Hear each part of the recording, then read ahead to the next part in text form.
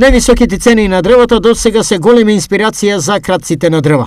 Треба да се очекува нивна зголемена оперативна активност, поголема организација и вклучување на дополнителни криминални ресурси, предупредуваат познавачите на шумарската проблематика.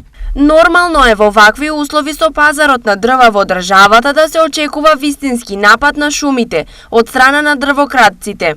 За нив, овој бизнис сега е уште поисплатлив, особено што снабдувањето со дрва по легален пат оди бавно. Вели долгогодишен шумарски инженер. Лани полицијата од дрвократците запленила околу 30.000 кубни метри дрва, а министерот Оливер Спасовски потенцираше дека борбата со дрвократците станува се поинтензивна. Полицијата ќе ги активира сите капацитети за спречување на овој криминал и ќе бидат спроведени дополнителни мерки. Најави во пресрет на новата грејна сезона министерот Спасовски. Проценки се дека кражбите на дрва достигаат и до 10% од вкупните потреби на дрва во државата, кои изнесуваат околу 800.000 кубни метри. Во пари, дрвоградците лани профитирале со околу 3.000 евра, но доколку не се спречат, оваа сезона веројатно за нив ќе биде најдобра.